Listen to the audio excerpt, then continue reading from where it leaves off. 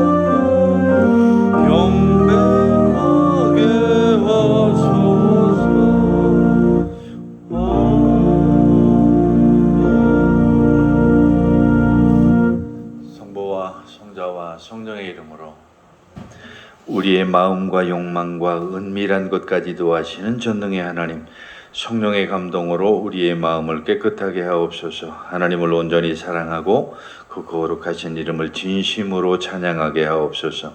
주 예수 그리스도의 이름으로 기도하옵나이다.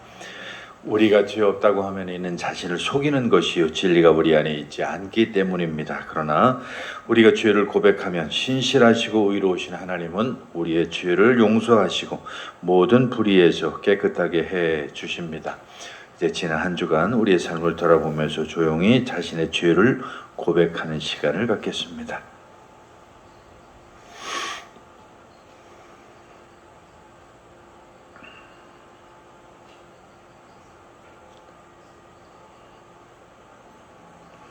우리는 죄에서 벗어날 수 없음을 고백하나이다. 우리는 생각과 말과 행위로 죄를 지었습니다. 원하는 선을 행치 아니하고 원하지 않는 악을 행하였나이다. 우리는 마음을 다하여 죄를 사랑하지 않았으며 내 이웃을 영과 같이 사랑하리라. 하나님의 아들 주 예수 그리스도를 보시고 우리를 불쌍히 여기소서. 영원한 사랑 값을 끊게 없소서. 저는 그 안에서 기뻐하며 주의 길을 걸으며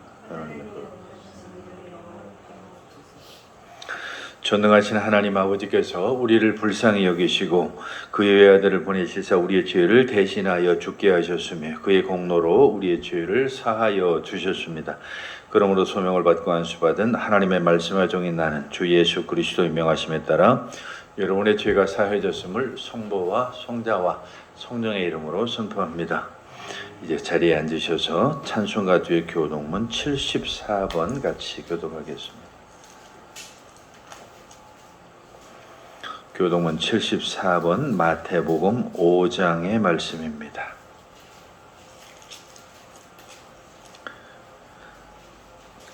심령이 가난한 자는 복이 있나니 애통하는 자는 복이 있나니 온유한 자는 복이 있나니 의에 줄이고 목마른 자는 복이 있나니 긍휼히 여기는 자는 복이 있나니 마음이 청결한 자는 복이 있나니 화평하게 하는 자는 복이 있나니 의를 위하여 박해를 받은 자는 복이 있나니 나로 말미암아 너희를 욕하고 박해하고 거짓으로 너희를 거슬러 모든 악한 말을 할 때에는 너희에게 복이 있나니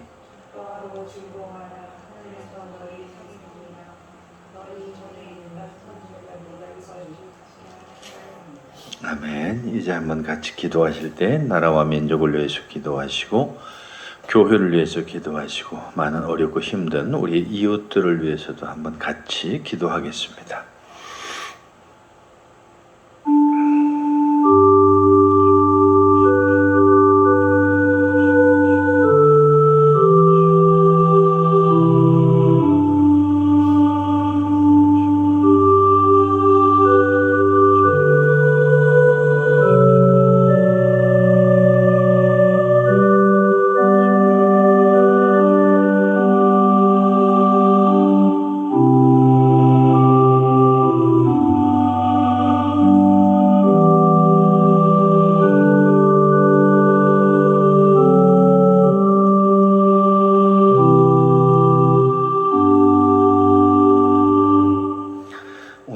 같이 보실 구약 성경의 말씀은 민수기 11장에 있는 말씀입니다. 구약 성경 213쪽에 있는 민수기 11장 몇 군데 나누어서 보겠습니다. 먼저 민수기 11장 4절로 6절 먼저 보겠습니다. 우리 같이 보겠습니다.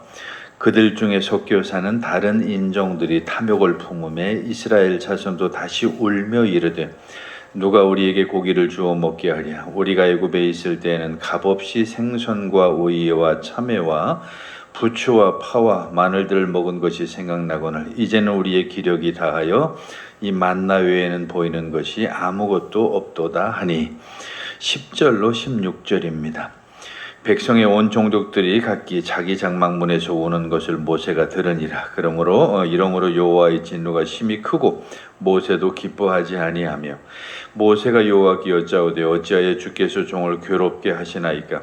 어찌하여 내게 주의 목전에서 은혜를 입게 아니하시고 이 모든 백성을 내게 맡기사 내가 그 짐을 지게 하시나이까? 이 모든 백성을 내가 배웠나이까? 어찌 내가 그들을 낳았나이까? 주께서 내게 양육하는 아버지가 젖먹이는 아이를 품듯 그들을 품에 품고 주께서 그들의 열조에게 맹세하신 땅으로 가라 하시나이까? 이 모든 백성에게 줄 고기를 내가 어디서 얻으리이까? 그들이 나를 향하여 울며 이르되 우리에게 고기를 주어 먹게 하라 하온즉 백성이 책임이 심히 중하여 나 혼자는 이 모든 백성을 감당할 수 없나이다. 주께서 내게 이같이 행하실 때인데 구하옵나니 내게 은혜를 베푸사 즉시 나를 죽여 내가 고난당함을 내가 보지 않게 하옵소서. 여호와께서 모세에게 이르시되 이스라엘 노인 중에 내가 알기로 백성의 장로와 지도자가 될 만한 자 70명을 모아 내게 데리고 와 회막에 이르러 거기서 너와 함께 서게 하라. 24절로 29절 하나 더 보겠습니다.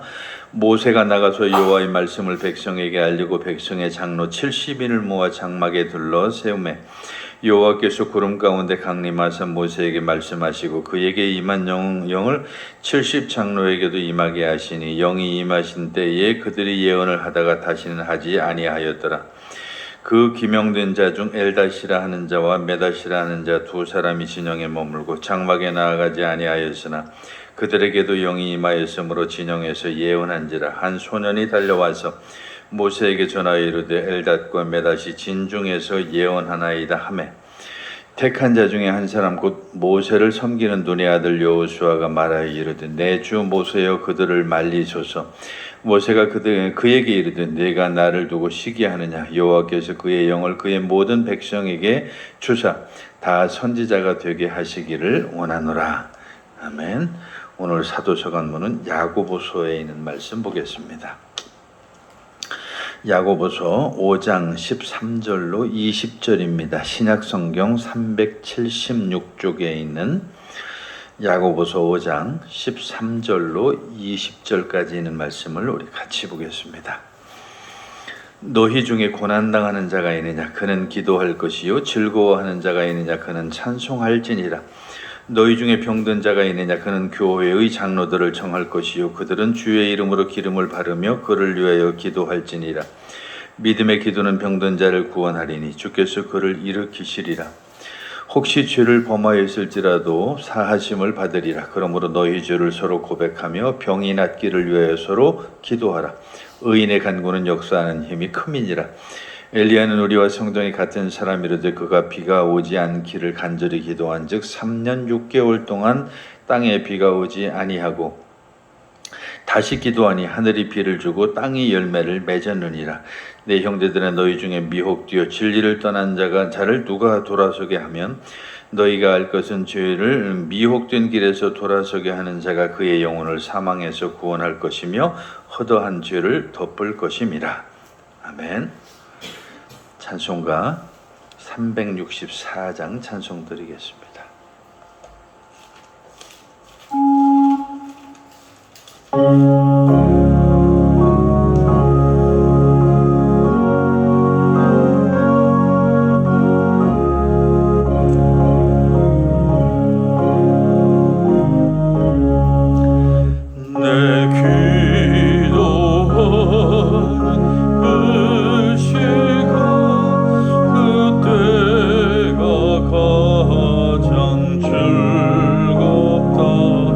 이 세상 그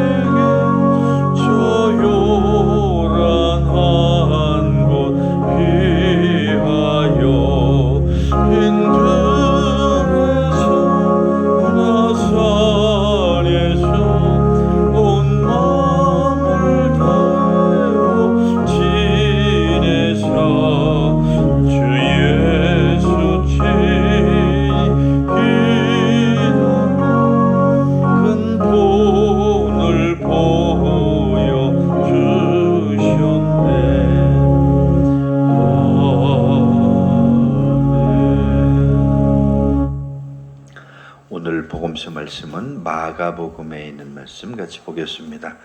마가복음 9장에 있는 주님의 말씀을 펴시고 주님의 말씀을 듣기 위해서 자리에서 일어서시겠습니다. 오늘의 주님의 말씀인 마가복음 9장 38절로 50절까지 있는 말씀을 제가 대신 여러분들에게 읽어드리겠습니다. 무리 중에 한 사람이 소리질러 이르되 선생님 청컨대 내 아들을 돌보아 주옵소서. 이는 내 외아들이니이다. 귀신이 그를 잡아 갑자기 부르짖게 하고 경련을 일으켜 거품을 흘리게 하며 몹시 상하게 하고야 겨우 떠나가나이다. 당신의 제자들에게 죄송합니다. 이게 참 지난주 본문인 것 같네요.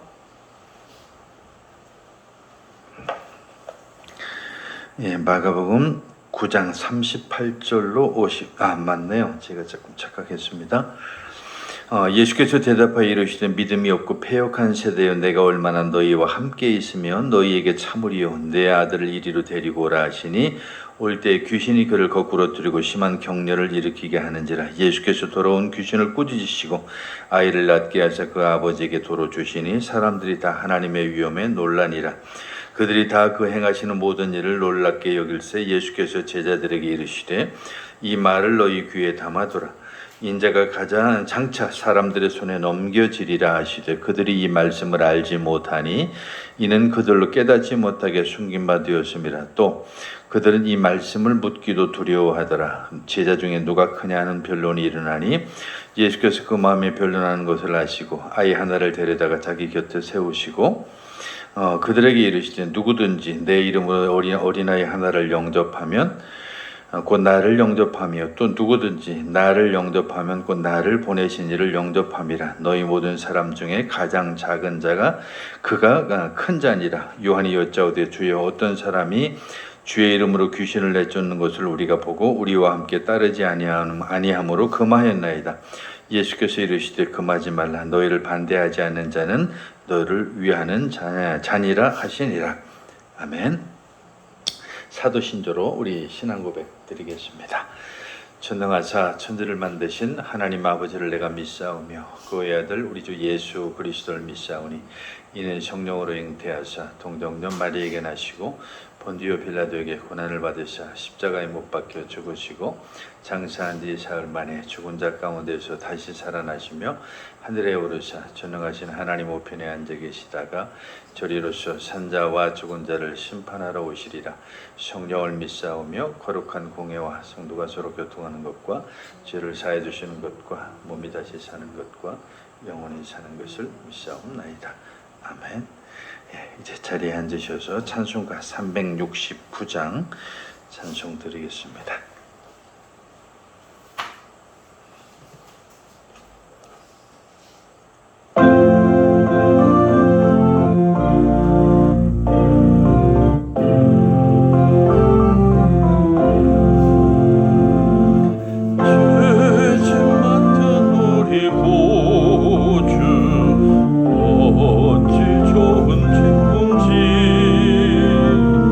걱정 근심 무거워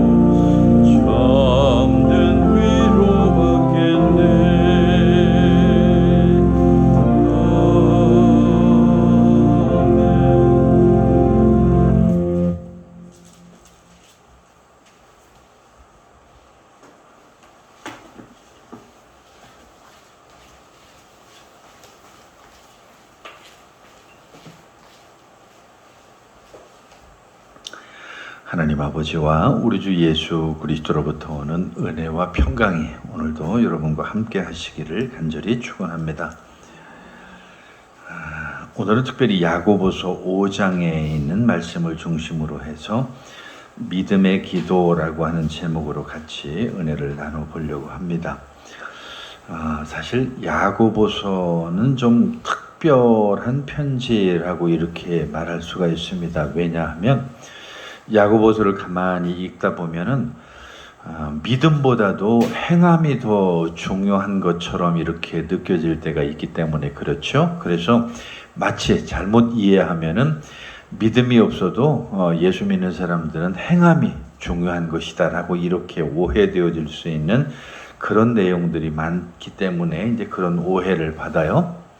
그래서 이 행함에 대한 강조가 너무 많기 때문에 말틴 루터 같은 경우도 사실 이 야고보서를 지푸라기 서신이라고 해서 별로 다른 편지에 비해서 그렇게 중요하지 않게 여겼던 그런 케이스가 있긴 해요. 그러나 우리가 이 야고보서를 잘 읽어보면 굉장히 그 조화가 좀 잘 이루어진 부분도 좀 있고요. 더욱이 오늘날 우리 한국 교회를 가만히 돌아보면은 믿음과 행함이라고 하는 이런 두 가지를 놓고 볼 때에 믿음은 있는 것 같지만 그 행함이 아무래도 그 믿음을 쫓아가지 못하는 것 때문에 문제가 많이 일어나고 있는 것을 감안하면 아마도 우리 현실에 이 한국 교회에 참 잘 맞는 말씀이 아닐까 하는 이런 생각도 듭니다.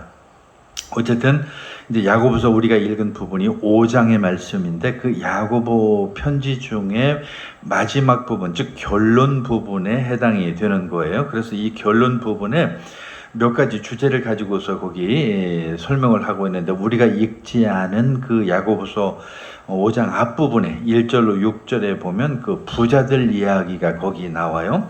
근데 상당히 부자들이 읽으면 불편할 내용들이 거기 기록이 되어 있어요. 제가 조금 읽어드리면 들으라 부한 자들아 너희에게 임할 고생으로 말미암아 울고 통곡하라. 너희 재물은 썩었고 너희 옷은 좀 먹었으며 너희 금과 은은 녹슬었으니 이 녹이 너희에게 증거가 되며 불같이 너희 살을 먹으리라. 너희가 말세 재물을 쌓았도다 하면서 거기 6절까지 아주 그 부자들이 얼마나 문제가 되고 있는지 하는 그 부자들에 대한 일종의 저주 같은 이야기를 막 거기 쏘는 내용을 보게 됩니다.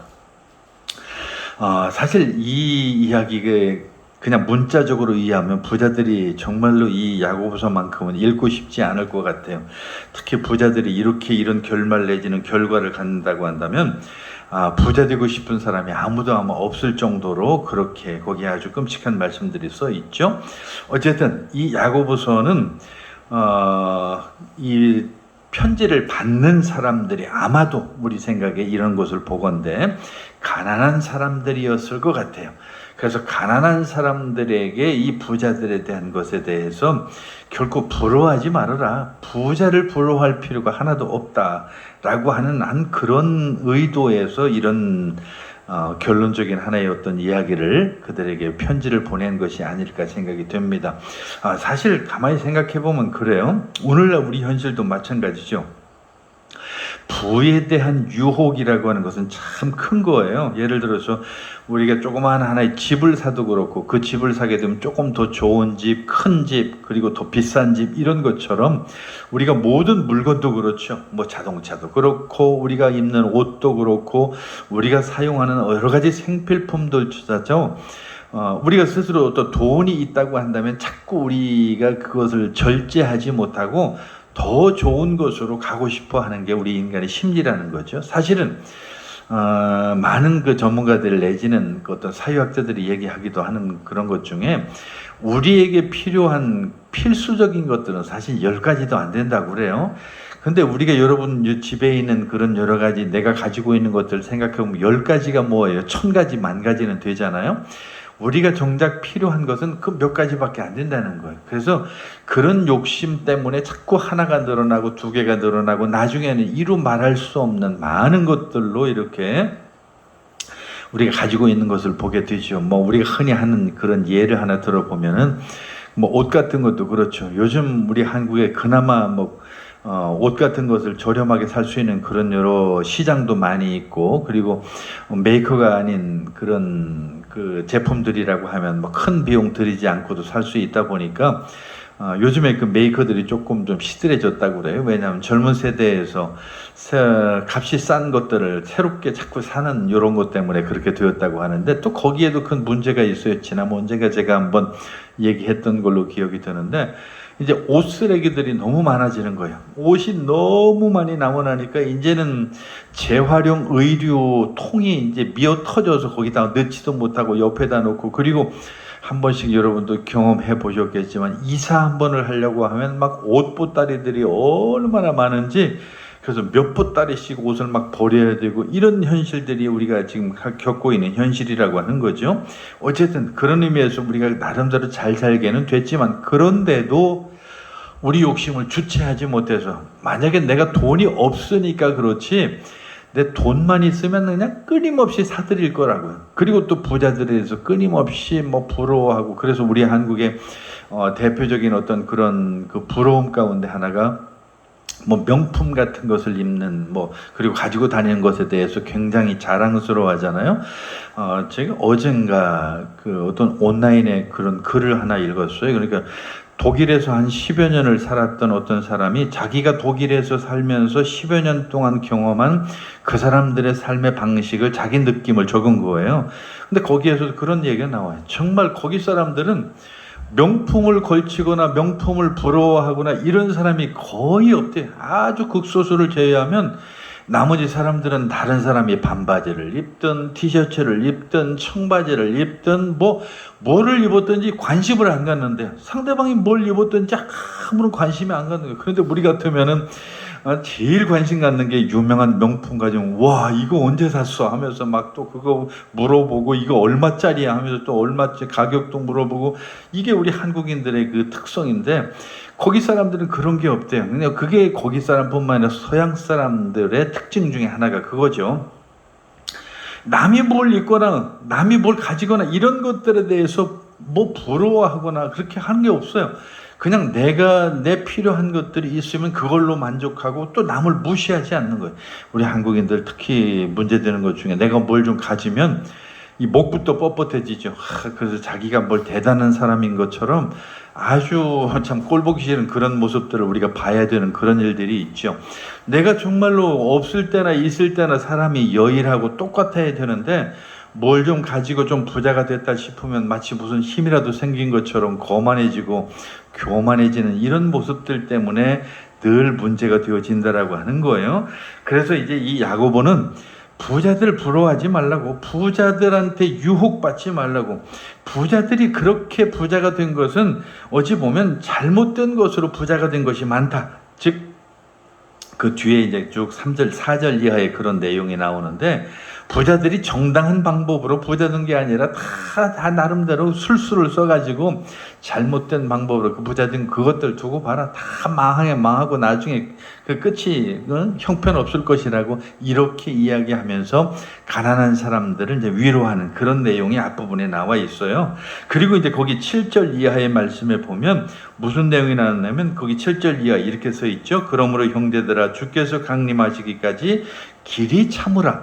이 말이 뭐냐면, 우리 인생이라고 하는 것이 참 어렵고 힘든 그런 삶이라고 하는 것을 이야기하고 들어가는 거예요. 아마도 이 야고보라고 하는 사람이 쓴 편지의 대상이 가난한 사람들이었다고 한다면, 가난한 사람들이라는 게 고통이 또 많잖아요. 힘든 일이 많잖아요.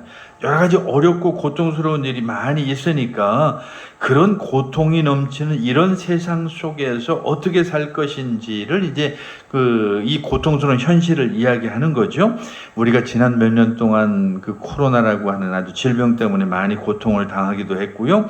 더 여러분 요즘 들어서 혹시 방송을 보시거나 뉴스를 보면 지금 중동 쪽에 또 전쟁이 날 것 같아요. 그냥 사람 죽이는 게 이게 뭐 무슨 100명, 200명도 아니고 500명, 1000명, 이게 말이 되는 얘기예요? 그냥 막 죽어나간다고 지금. 그러면서도 전쟁을 하고, 지금 러시아하고 우크라이나 뭐 이쪽도 그렇고, 지금 세계가 그런 전쟁으로 말미암아 많은 사람들이 이렇게 죽어가는 이런 것을 보면, 이게 얼마나 우리가 사는 세상이 고통이 많은 세상인가를 우리가 정말 눈으로 확인하고 느끼게 되는 그런 것들이 있죠. 그리고 또 올 여름에는 우리는 감사하게도 무더위하고 바꾼 게 하나가 있어요.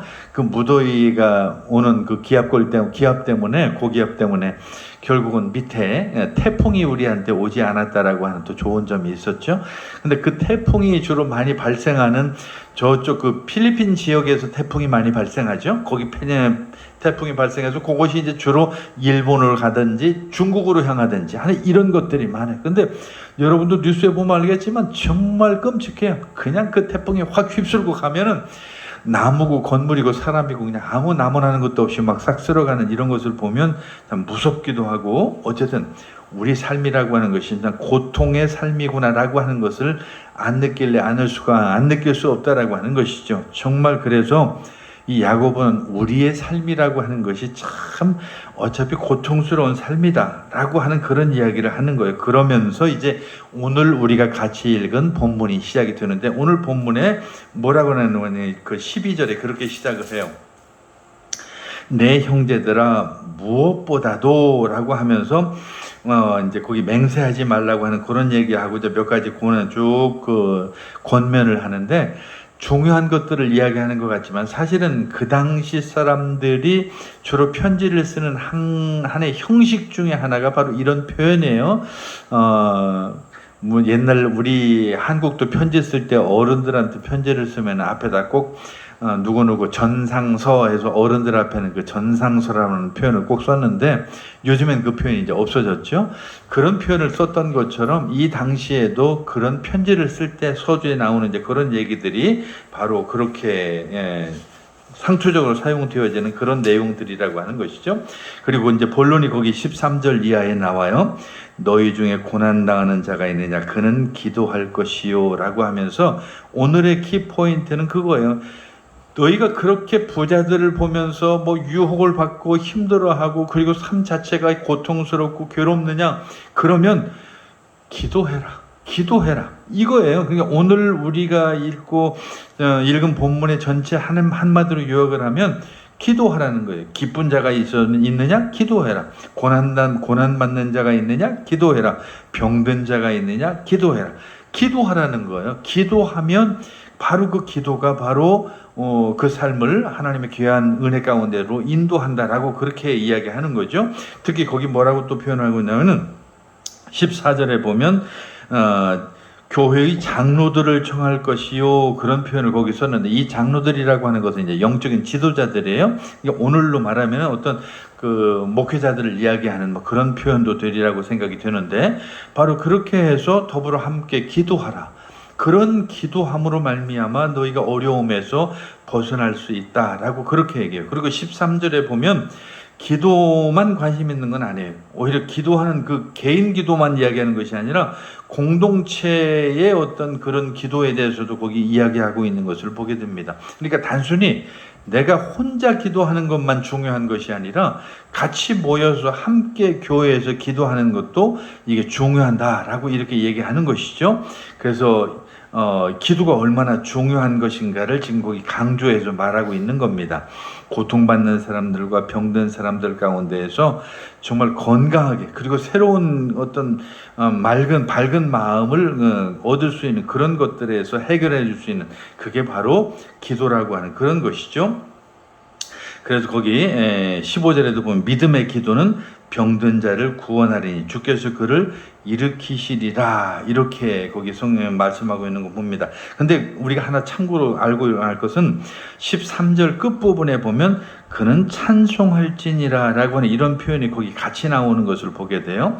사실 찬송할지니라 라고 하는 이것이 어찌 보면 이해하기 좀 어려운 부분도 있어요. 내가 지금 힘든데 내가 고통스러운데 무슨 찬송을 어떻게 할 거냐라고 하는 이런 생각도 들거든요. 그런데 사실은 여러분이 찬송을 이렇게 쭉 부르다 보면 내가 힘들 때 하는 그 찬송이 굉장히 위로가 돼요. 내가 힘들 때, 왜냐하면 그 찬송의 가사가 우리를 위로하는 내용들이 굉장히 많죠.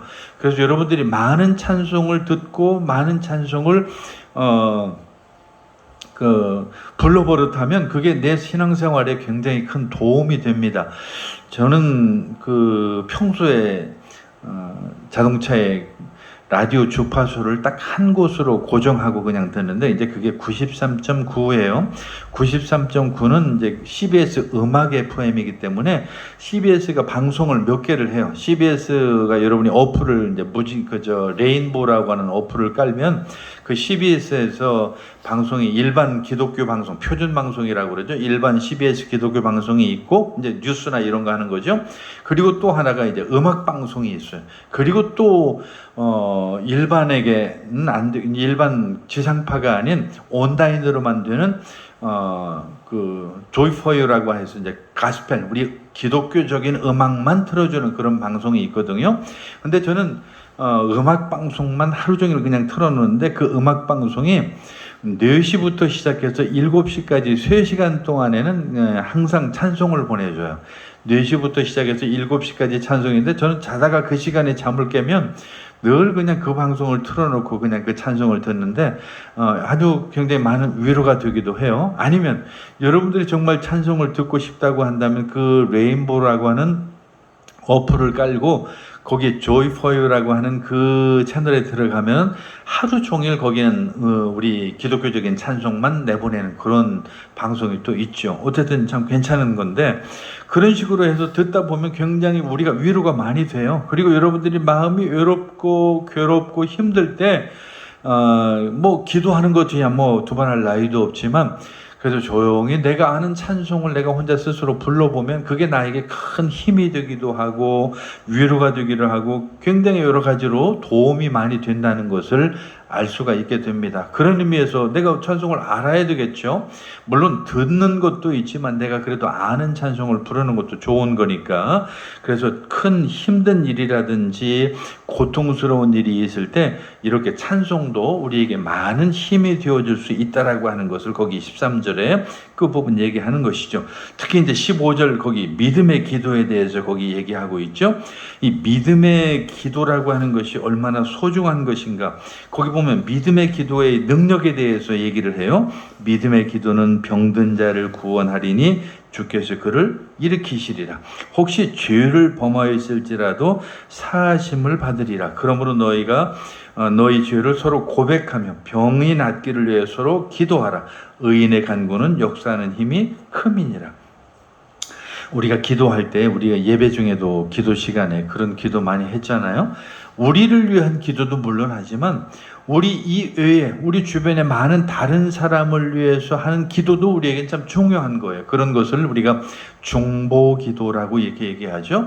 그래서 다른 사람 우리가 기도할 때 참 내 기도만 하는 것이 아니라 다른 사람을 위해서 기도하는 거예요. 특히 이 목사 같은 경우는 많은 교우들이 목사를 위해서 기도해 주는 그것 힘으로 정말 목회할 때가 얼마나 많은지 몰라요. 누군가가 나를 위해서 기도해 준다라고 하는 그것처럼 힘 있는 게 없어요. 저 목사님이 나를 위해서 기도한대. 저 집사님이 나를 위해서 기도한대라고 하는 그것을 알면 얼마나 그게 나에게 힘이 되는지 몰라요. 특히 저 같은 경우는 이제 어머님이 지금 편찮으셔서 교회 못 나오시니까 늘 가면 이제 기도를 하시죠. 그럴 때마다 제가 잘 알아요. 어머님 늘 기도한다 소리도 많이 하시고 그러면 제가 늘 힘들 때 지금 어머님이 나를 위해서 기도하고 계시는구나 라고 하는 그것을 생각하면 괜히 나도 모르게 힘이 나와요. 그러니까 꼭 그게 내 앞에서 음성이 들려야 그게 진정한 기도고 같이 있어야 기도가 아니라 지금 나와 만나지 못하는 내 가족이나 내 형제나 이웃이나 이웃에서도 내가 할 수 있는 게 기도잖아요. 그런 기도가 바로 오늘 여기처럼 놀라운 역사가 있다. 그래서 16절 끝부분에 그러죠. 의인의 간구는 역사하는 힘이 크다. 그러니까 믿음의 기도라고 하는 것이 그만큼 엄청난 힘을 가지고 있다라고 이렇게 말하고 있는 거죠. 그래서 사실은 우리가 기도가 이렇게 중요한 것인데도 불구하고 기도하지 못하는 이게 습관이거든요. 기도하지 못하는 것도 좀 문제가 돼요. 근데 이것도 하나의 가만히 보면 사람이 어렵고 힘들 때는 기도를 하게 되는데 어렵고 힘든 일이 없어지게 되면 그때부터 내가 언제 그랬냐는 듯이 기도 안 하게 돼. 자꾸 그래서 하던 기도마저도 멈추게 되고 그러다가 또 발등에 불이 떨어지면 또다시 기도하게 되고 그런 것보다 하나의 어떤 루틴을 정해서 하는 기도가 참 우리에겐 중요해요. 제가 지금 11년째 이렇게 묵상을 쭉 보내고 있는데, 그런 묵상들이 이제 저한테는 기도의 시간이 되겠죠.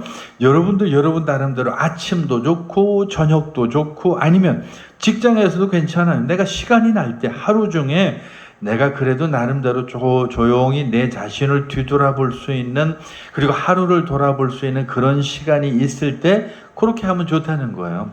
원래는 이제 새벽 기도를 제가 처음에 여기서 시작할 때는 여기 옆에 장로님이 계셔서, 뭐 우리 교단 장로님은 아니지만 그분들 때문에 이제 이렇게 새벽 기도를 시작했는데, 새벽 기도 참 좋아요. 우리 한국 교회의 좋은 점 중에 하나가 바로 새벽에 모여서 같이 기도하는 거거든요. 그 새벽 기도를 해도 좋아요. 아니면 정말 내가 바쁘고 내가 너무 여러 가지가 그냥 정신이 없어서 기도할 시간이 없다 싶으면, 꼭 기도라고 하는 것은 그냥 머물러서 하는 것만 기도는 아니에요.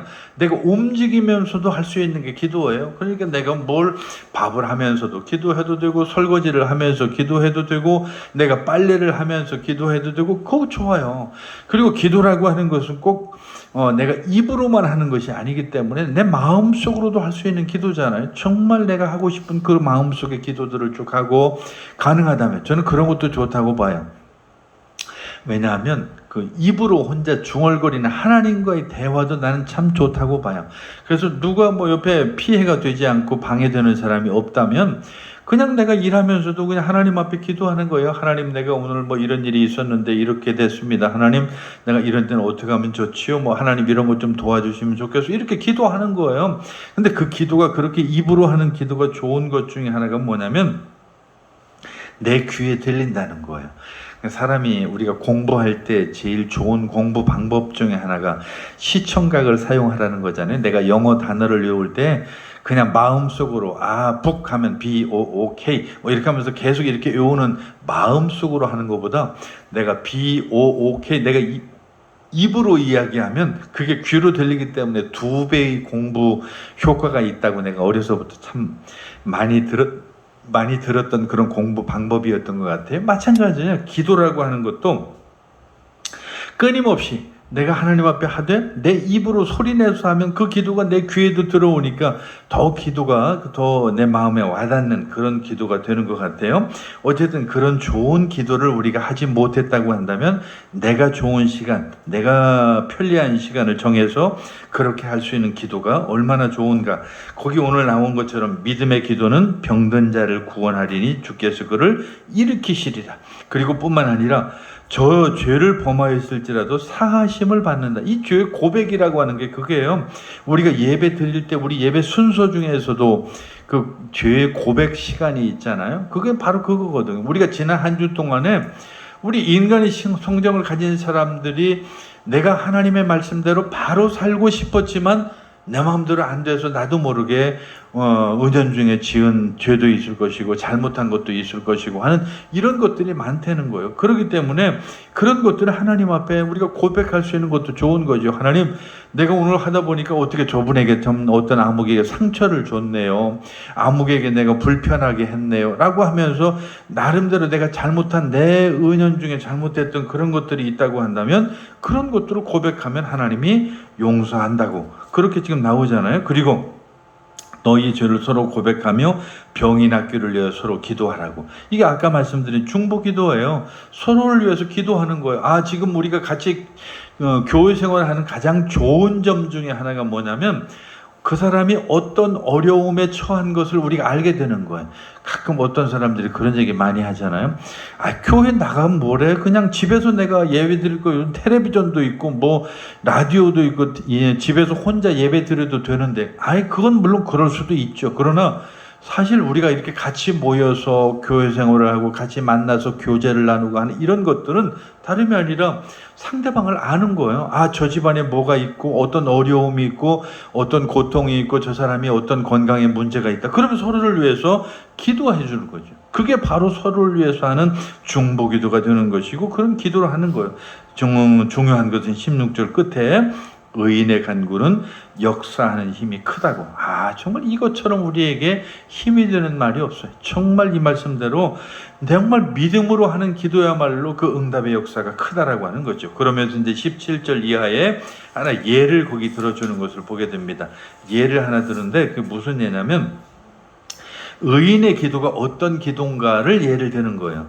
엘리야가 있는데 엘리야가 사실 비가 오지 않았을 때에 비가 오지 않는 그 상황 속에서도 엘리야가 기도했더니 그 기도로 말미암아서 3년 6개월 동안 땅에 비가 오지 아니하는 놀라운 역사가 일어나는 엘리야의 기도의 응답 이야기를 거기 잠깐 소개하는 거죠.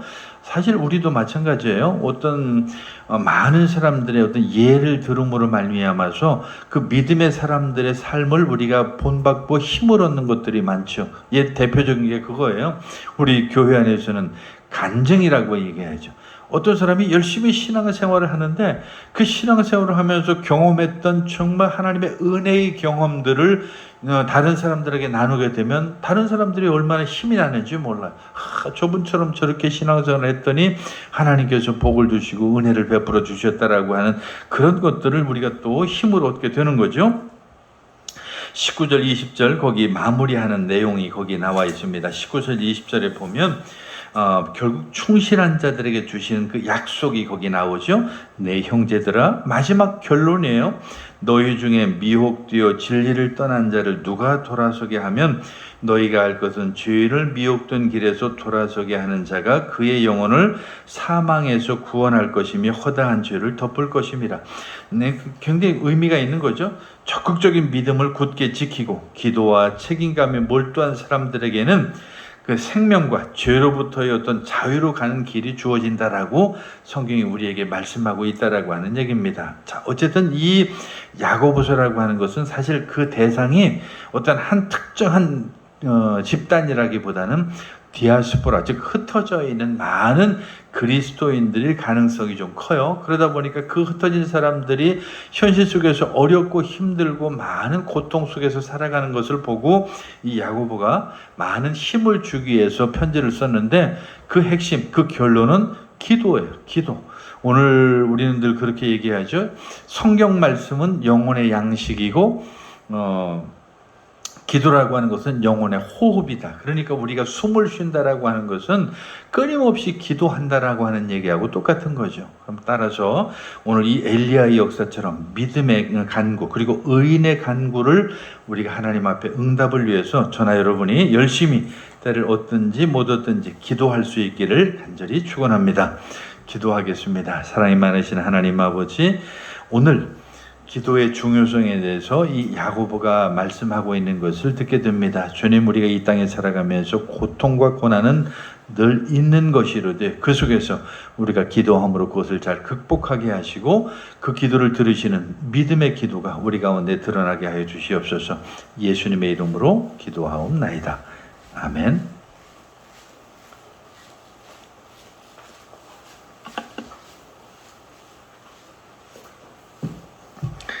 이제 우리 543장 부르면서 봉헌 드리겠습니다.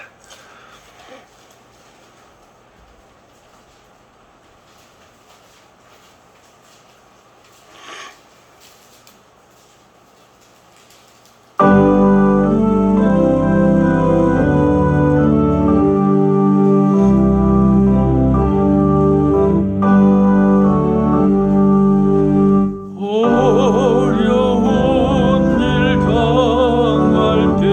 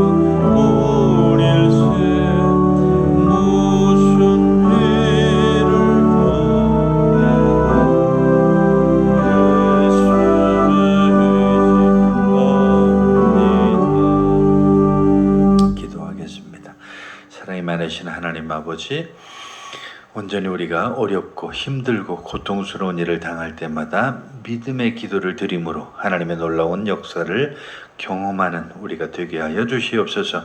오늘도 하나님 앞에 드려진 물질들이 있습니다. 기뻐 받으시고 특별히 10의 1조로 분별해 드린 그 물질을 하나님이 기뻐 받으셔서 닿는 곳마다 하나님의 놀라운 역사가 일어나게 하시며 드린 손길마다 물질로 어려움 당하지 아니하도록 풍성하게 채워 주시옵소서.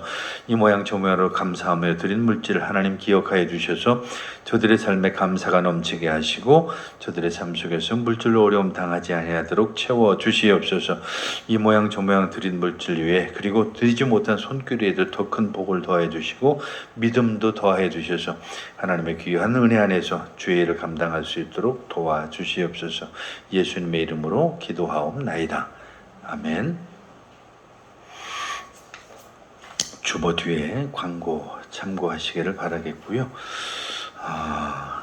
어쨌든 날씨가 가을 날씨치곤 또 낮에는 많이 덥다고, 이것도 뭐 몇백 년 만이니 어쩌니 이런 얘기들이 나오는데 올해는 참 여러 가지로 기상이변이 많은 그런 해인 것 같아요. 또 걱정되는 것은 올 겨울이 또 이상한 한파가 오고 폭설이 온다는 그런 기상 예보들이 있어서 신경이 좀 많이 쓰입니다. 여러분 위해서 늘 기도하시고 또 준비하시는 그런 삶이 되시기를 바라겠습니다. 자, 이제 우리 다 같이 자리에 일어나셔서 1장 찬송 부르시고 축도로 마치겠습니다.